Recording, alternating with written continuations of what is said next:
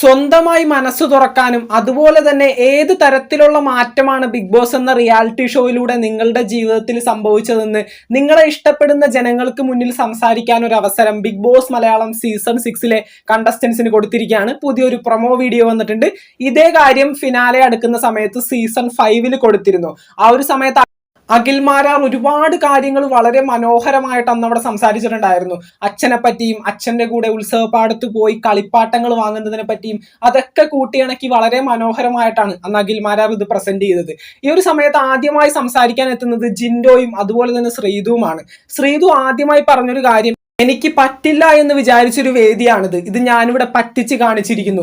അതുപോലെ തന്നെ ഈ ഒരാഴ്ച ഞാൻ കടക്കില്ല എന്ന് പറഞ്ഞ ഒരുപാട് പേരുണ്ട് ഇവിടെ. പക്ഷെ ഞാൻ ഈ ഒരാഴ്ച ഇവിടെ കടന്നിരിക്കുകയാണ്.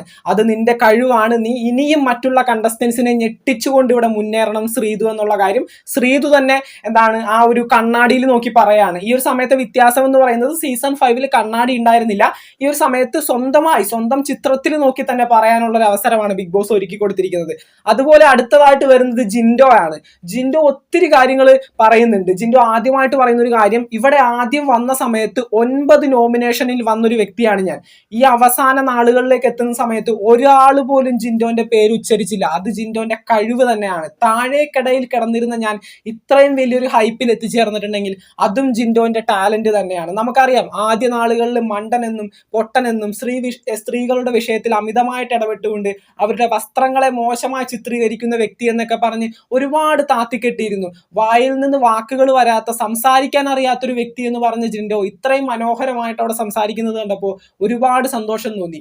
ഏറ്റവും താഴേന്ന് ഡൗൺ ടു എർത്താണ് ജിൻഡോ. ഏറ്റവും താഴേന്നാണ് ഇത്രയും മനോഹരമായിട്ടുള്ള ഒരു കണ്ടസ്റ്റന്റ് എന്നുള്ള രീതിയിൽ ലൂപ്പ് ഹോളുകൾ കണ്ടുപിടിച്ച് മറ്റുള്ള കണ്ടസ്റ്റൻസിനെ മാനിപ്പുലേറ്റ് ചെയ്ത് ഗെയിം കളിച്ച് ആ ഗെയിമിൽ വിജയിക്കാൻ തക്ക കഴിവ് ജിൻഡോന് വന്നിട്ടുണ്ട്. അത് തന്നെയാണ് ജിൻഡോ ബിഗ് ബോസ് ഹൗസിൽ നിന്ന് കിട്ടിയ ഏറ്റവും വലിയൊരു മാറ്റം എന്ന് പറയുന്നത്. അപ്പൊ എന്തായാലും നമുക്ക് നോക്കാം ബിഗ് ബോസ് മലയാളം സീസൺ 6 പുതുപുത്തൻ വിശേഷങ്ങൾക്കായിട്ട് നമുക്ക് വീണ്ടും കാണാം. ചാനൽ ഇതുവരെ സബ്സ്ക്രൈബ് ചെയ്യാത്തവര് തീർച്ചയായിട്ടും സബ്സ്ക്രൈബ് ചെയ്ത് സപ്പോർട്ട് ചെയ്യുക. വീഡിയോ ലൈക്ക് ചെയ്ത് കാണുന്നവര് ഒന്ന് ലൈക്കും കൂടി ചെയ്തേക്കാം. നിങ്ങളുടെ വിലയേറിയ അഭിപ്രായങ്ങൾ താഴെ കമന്റുകളായിട്ട് അറിയിക്കുക. നമുക്ക് മറ്റൊരു വീഡിയോ കാണാം. താങ്ക്